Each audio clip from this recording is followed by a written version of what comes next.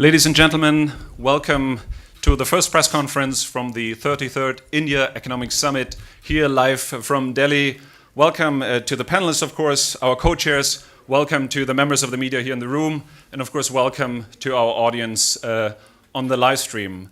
I'm probably the only person you don't know on the panel, but it's still my job to introduce the fine panel here today. My name is Georg Schmidt. I'm the head of corporate affairs for the World Economic Forum.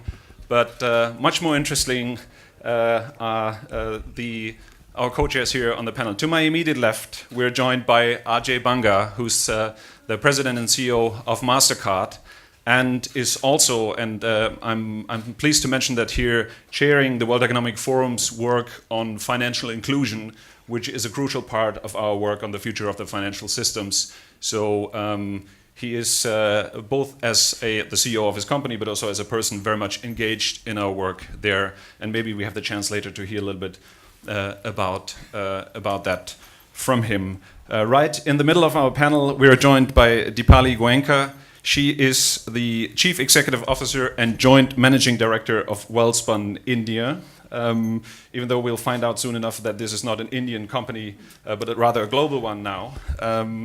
Then, right next to her, we are joined by Karan Johar, who's the head of Dharma Productions, which is a bit of an understatement because he is, as you all know, quite a star here in India, and we hope that at least some of his 11 million Twitter followers have tuned in to watch us here today. He is obviously a filmmaker and producer and one of the preeminent names of famous Bollywood. And last, but definitely not least, we're joined here today by Sunil Bharti Mittal, who's the chairman of Bharti Enterprises and also a member of the World Economic Forum's International Business Council, representing India there in this global gremium. So without further ado, thank you very much for being here. Ajay, let me jump in with you. You are leading a global company with MasterCard, but you're also Indian. So the theme of this meeting is the Indian narratives on global challenges. So you have, I believe, a unique perspective to comment on that. Maybe you can take the example of financial inclusion that I just mentioned and tell us what's the story in India, what's the global challenge there, and how can we use Indian narratives to address these challenges? Yes, I mean, I think that India is setting the trend in many ways in what they're trying to do with financial inclusion. It started out some years ago, actually, with the effort to create a biometric identity base for the citizenry. And that's got built, and on top of that has been built a unified payment interface, which allows basically money to move from any account to any account in a very simple way. That, to me, is the foundational pillar for creating a financial inclusion system, which then led to the opening of bank accounts and so on. I think what India has to do with financial inclusion is to take it through 3 stages of evolution. And the first stage is what's going on now, which is the opening of accounts and some funding going into them. But the second really important stage is using those accounts. If people don't use accounts regularly, frequently, you don't create real inclusion because you don't create the ability to get credit. You don't create the ability to access the data that that individual creates through their spending and their use and getting out of the cash economy. And then the third step really is to move from just inclusion to inclusive growth, which to me is more interesting because that allows companies like ours who believe in investing in this space to think about how the future can also allow for growth of the company's business beyond just doing good. It's doing well and doing good, as Sunil and I were saying on the stage a little while ago. So I think financial inclusion and moving from just inclusion to inclusive growth is an important and interesting narrative in India. We as a company, we're doing some really interesting things on inclusion in a number of countries in the world. Biometrics in India is interesting. But in a place like Egypt, we are connecting every adult through a feature phone, not even a smartphone, with the ability to have a virtual card number to shop on the internet, a bill payment engine to pay for your utilities so you don't spend 20 hours standing in a queue paying for your electricity and water bill, as well as a regular card to pay from. And that is being done in collaboration with the government and in collaboration with all the MTOs, people like Sunil, in Egypt. It's similar in South Africa, Nigeria, in Mexico. So through that, I made a commitment with the World Economic Forum to reach 500 million people out of the 2 billion who were excluded. We are now at 360 million and counting. I've got a couple of years to go to hit 500. I will cross the 500. I'm going to get right past it. And that came because of the leadership of Klaus and the World Economic Forum. Thank you. And when you reach the 500 million, let's meet here again and celebrate that. Yeah. Impressive work. Thank you very much. Dipali, textiles and the textile industry have quite a long and colorful history in India. Now Wellspun has gone global. And with going global, there are certain challenges involved. And I had the opportunity to speak to you earlier, and you mentioned blockchain. You mentioned a number of technologies you're using at Wellspun, technologies that probably most people wouldn't at first sight think about textiles, but you're using them. And one thing you're trying to do with technology is to create transparency across the whole value chain. Yeah. How hard is it if you're a global company to be able to tell your customer this is where your product comes from? The critical thing about textiles is that when we talk about textiles, it is partly disorganized, partly fragmented, and the whole supply chain is completely broken. And we took this on us because when we talk about ourselves, we are one of the global leaders. And if you're looking at the population in this world, it is the millennials, and they are about where does their product come in from, what is the story behind it, whether it is sustainable for them, and with the blockchain, which is becoming so important. We started working on a project where we can trace back. You have a QR code on a product. You can trace it back to the bale of a cotton lying from the farms that you have sourced it from. And if you know textiles is very complicated in the terms of warehouse to spinning to weaving to processing and the cut and sew, which involves thousands and thousands of people. But with the RFID and the barcoding, we are able to do that. And glad to say that Wellspun's got a patent on a complete traceability. It's called the WellTrack. So apart from that, I'll just add on a few more things because when we talk about millennials, we talk about sustainability. There's an interesting initiative that Wellspun as a textile company has taken is about developing, the craft around our communities where we are empowering the craftsmen, getting them back to their jobs, adult literacy, where women can, sign, they can operate their bank accounts, and they can actually, their children can go back to schools. So this is something that I feel is very close to our heart. It's actually called the rags to riches, the rags that are generated out of textiles, pick them up, create some rugs out of it, create cushions out of it, and create livelihoods out of it. So interestingly, from the technology world to where the grassroots from the craft, I think that's where we could weave a story. Apart from that, I think the interesting thing would be about analytics. When you talk about textiles, it's a long supply chain and a value chain you're talking about. When you source cotton, it takes 6 months. You have to hoard that cotton. The order comes in, you have the vessel on the sea for 20 days or 30 days. And on the shop floor of a retailer, the product goes offline. I mean, goes out of stock.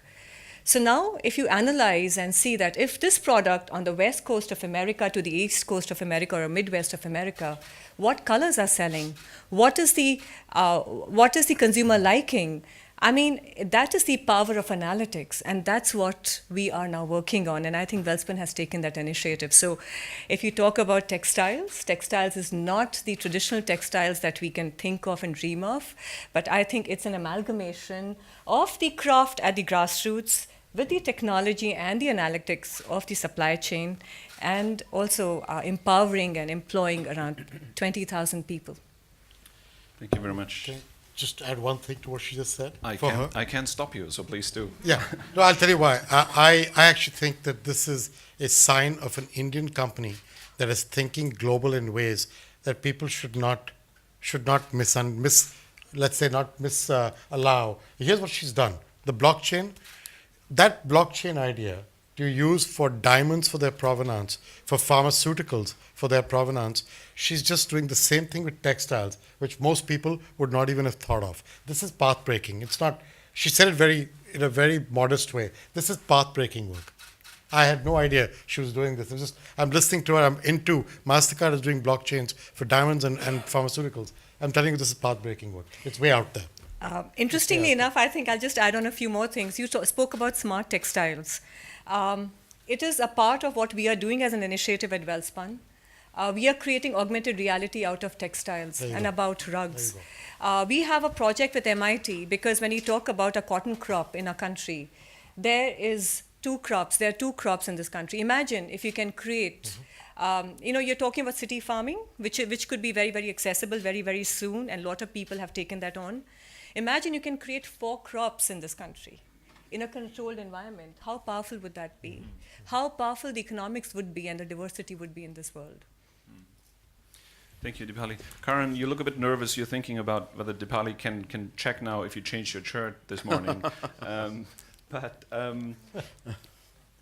the theme is creating narratives, Indian narratives on global challenges. And you've made quite an impressive career on creating narratives as a filmmaker. So how do you see the story of India developing, and what's in your view missing at the moment in India's story to really join the global debate? Is there anything? Well, we spoke about that earlier today at the early morning session about, what the changes were and what the environment was. And I feel very strongly that, we tend to kind of get sometimes extremely pessimistic about our environment and our economic, political, and social stability. Like I said earlier, it's like how you look at a glass. It's half empty or half full. And I've always been somebody who's been exceptionally optimistic about the environment. And I said, we definitely have a stable political governance with a majority government. We have definitely a growth economically. Yes, it may not be to the estimate that we would have hoped for, but it definitely exists. We're not minus and we're definitely not flat. We're still showing a growth. Socially, I think we spoke about mindsets earlier, and I believe that what's imperative, and I think what Dipali touched upon as well, is the alteration of mindset. And when we speak of millennials, it's not to change their mindsets, it's actually to give them a mindset, because I think most of them don't have one. And I think it's very integral to kind of, initiate dialogue, conversation, communication, be it on social media or on various other platforms, to actually encourage conversation, to give people a way of thinking. Because the way India thinks sometimes is a bit disturbing. Because we tend to kind of be exceptionally patriarchal, we tend to not want to empower women, we tend to kind of be stuck in a little bit of an old school way of thought, which is not necessarily progressive and not necessarily for the future of our nation. We are demographically one of the youngest nations of the world, and I think training that young mindset can really change so much, because they will embody the future of our land. And I think giving them that optimism, giving them about everything that everyone has spoken about this panel, about how we can grow, it's really about reaching. When you talk about grassroots, I talk about grassroots of the youth. Really making them think, empowering them with a certain kind of ethos that will help us flourish. Even when we talk about my industry, when I talk about the movies, I feel extremely unfortunate when I say that, we're not really on an upward swing right now at the moment. When I talk about cinema, we truly are a bleeding vertical of entertainment. We used to be, and cricket used to be the two forces of entertainment in our land. Now we're fighting so many obstacles externally with other verticals like digital and television constantly growing, and we're still surviving but combating reduced footfalls in cinemas. And the one thing that has emerged is that the voice in cinema has grown stronger. It's no longer just a purpose of entertainment. It's no longer flippant and frivolous song and dance. We've gone back to grassroots and heartland stories. The Honorable Minister spoke about Toilet Prem Katha in the early morning session today, which is a relevant narrative. And so many other heartland stories that are being told to actually embody and modify the thought process of our nation. So while I'm positive about the content, I'm hopeful for the increased economy of the movies. But when it comes to India, and I said that earlier, I'm really hoping for a glorious second half and a great innings ahead. Thank you, Karan. Sunil, we heard from your fellow panelists a lot about technology and how technology and the changes it brings deliver opportunities but also challenges. You're responsible for employees in 18 countries, I believe, and not just in telecommunications but also in other areas. All these areas are affected by technological change, by the fourth industrial revolution. Are you as optimistic as Karan when it comes to the future of jobs? And what's your perspective there?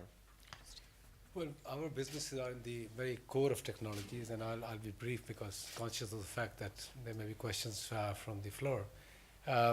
We are at the forefront of technology. We are the very reason why a fourth industrial revolution is happening today. Whether it's the shared society, whether it's autonomous cars, whether it is robotic surgeries, or putting bots into the trading floors of broking and banking houses. Telecom is really providing the heft to do all that is being done on the back of the digital revolution. So our job is to really create first-rate networks, high quality, high speed, very high capacity networks, and moving technologies from 3G to 4G and now 5G. We are not going to see incremental changes, but we're going to see exponential changes. And to my mind, 2007-8, when you saw the first smartphone 10 years back, that made a big paradigm shift into how the technology will be used. As you go into now the next generation of networks, you will see that same level of shift that will take place. And now with less than a millisecond of latency in the networks, you will start to see entrepreneurs, innovators out there building stuff around that, which was earlier not possible. So technology is certainly going to shape nations. It's going to mitigate the lack of hard infrastructure, which may take decades, sometimes if not a century, for a country to build infrastructure, hard infrastructure. You may not need that anymore in the same speed and scale that was once thought about. You don't need a bank branch. I don't know why next generation will ever visit a bank branch. So my view is there will be no bank branches. My office probably still uses a travel agent for my bookings, but my children don't know what a travel agent is. These all also have impact on jobs. Millions of people are employed in travel trade today, and many of them are in physical travel agents, shops, booths, offices.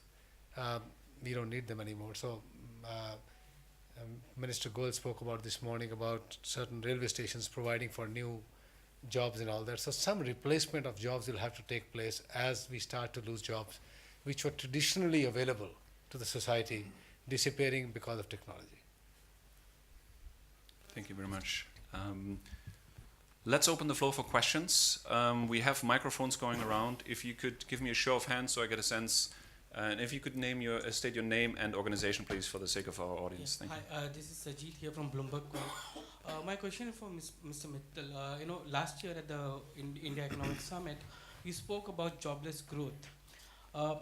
As we stand today, economy has been slowing for the last couple of quarters, and the Prime Minister yesterday spoke about, we have bottomed out at 5.7 and going. Do you see jobs growth happening along with this economic growth if it's going to go up from here?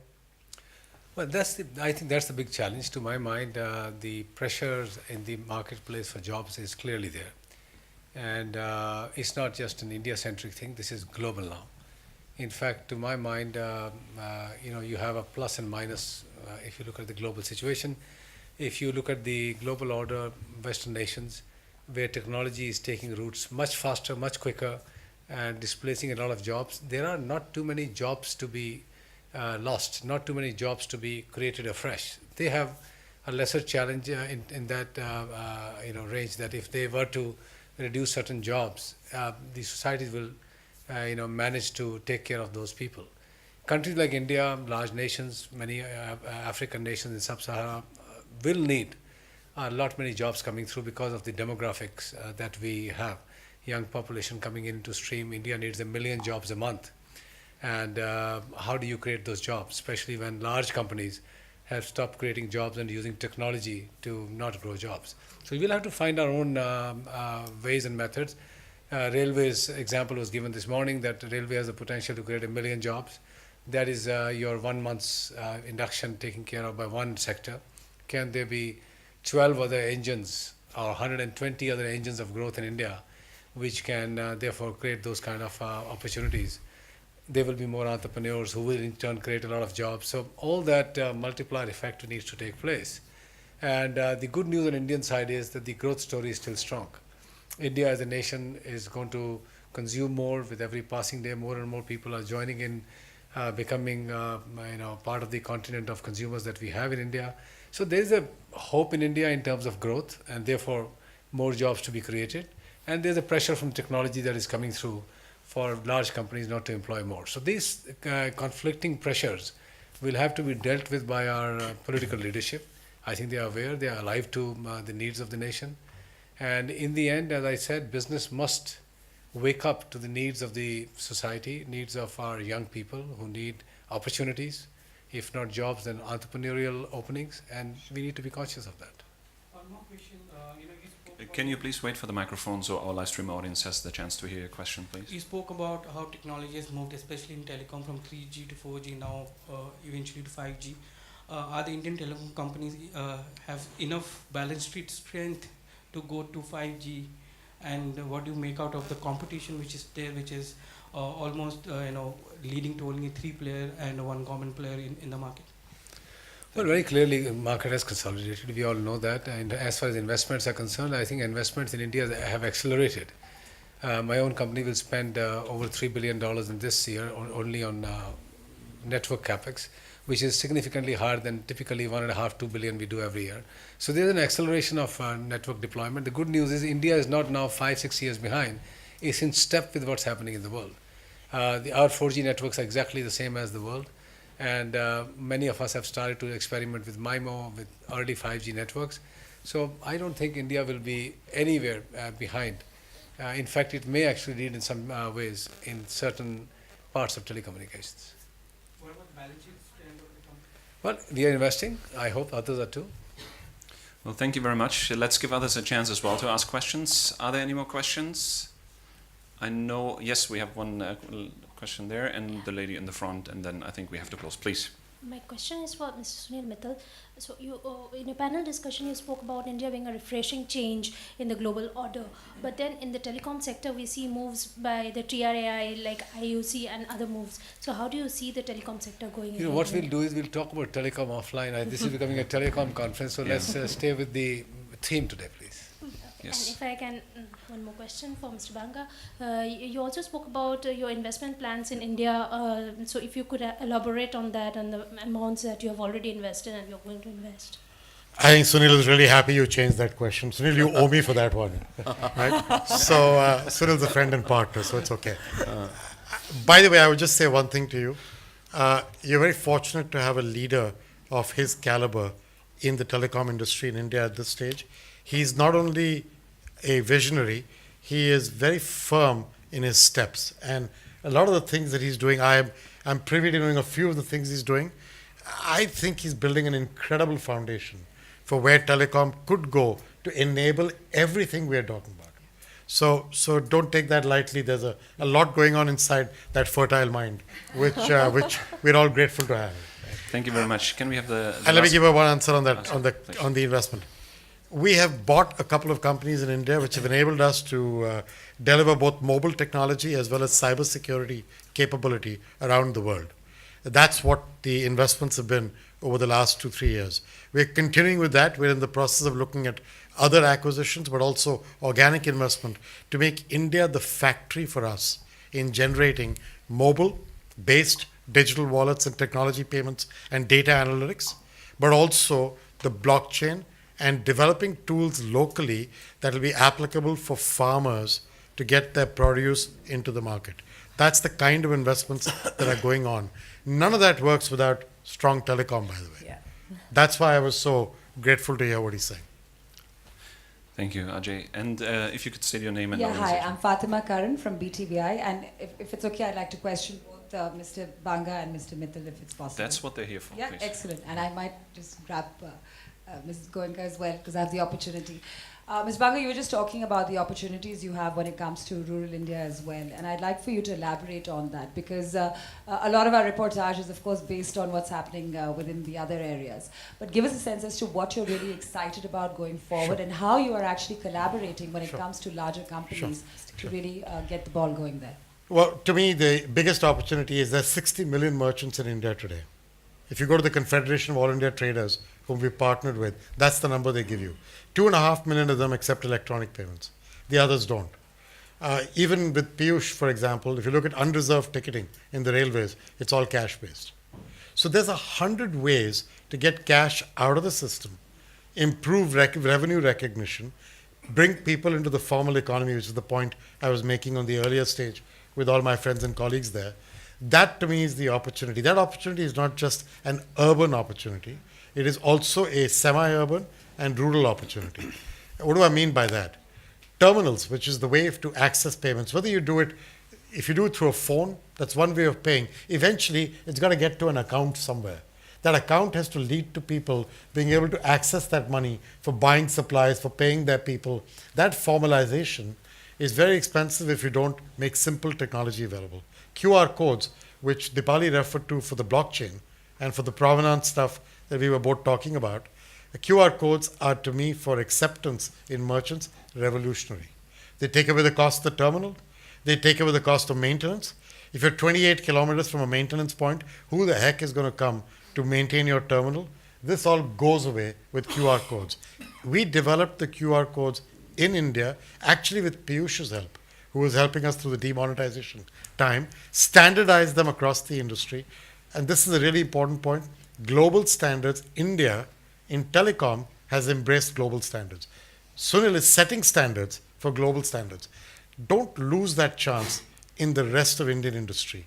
Don't surround yourself with the idea that not integrating with global standards is good. It's a really bad idea. Getting global interoperability, global standards, and then competing on your strength is what will make India great. Building a system that doesn't integrate well will lead to what happened with videotapes years ago, Betamax and VHS. Guess which was a really expensive mistake? Betamax. So we shouldn't do that. We should work with global interoperable standards for everything we do. Our people are demanding it here. The millennials, the lady who spoke next to us, she doesn't want anything other than the best product made for her. The best. That's what we need. Absolutely. Ms. Goenka, would you just come in on that, and then I'm going to just grab Sunil for what I was basically Yeah, asking. please both make of it you. short because we are a Swiss organization and are already over time. So please. He has a train to deliver. You could grab him first, though. Ms. Mittal, we were talking about the need for technology, and of course how you are, of course, creating standards, and there's a large amount of reform that's going within your industry. What is it that you really think needs to be the next push? Because you've been working closely in terms of industry as well as government, but there seems to be some kind of, I guess, impatience on the other end. It's not you who's impatient, perhaps it's your consumers and the people who are looking at the way the economy is going. What are 2-3 points that you really want to see pushed through in the next 18 months that are very important for your industry? Well, clearly, digital is one platform that the Prime Minister has chosen to take this country forward, and I think rightly so, because as I said, that can accelerate a lot of things that the other things will never be able to catch up within a period of 5, 7, 8, 10 years. The vision is strong, the support is strong from the top, but it's not percolating down into the system. At the state level, the same level of urgency is not visible. Siting of towers, right of way, connecting every rural end of the country to ensure that everybody is connected to that big digital wave is a task that is urgently required, yet it slows us down. So there's got to be some program with the government where they match their vision right down to the Gram Panchayats, the municipal bodies, the state governments, and create that urgency that this is one pillar of the growth for India, which is so important that they must pay attention to it. I personally feel government's vision is ready, the industry players are in place, the consumers are demanding all those services, yet there's a big lag in what we want to achieve and where we are today. Thank you. Considering that we are already out of time, don't despair. You'll have the chance to see the lady and the gentleman over the coming 2 days in more sessions, see and hear from them. So thank you very much for being here today, answering these questions. Thank you for being co-chairs for this 33rd India Economic Summit. And thank you all for being here and watching. Thank you very much. Thank you.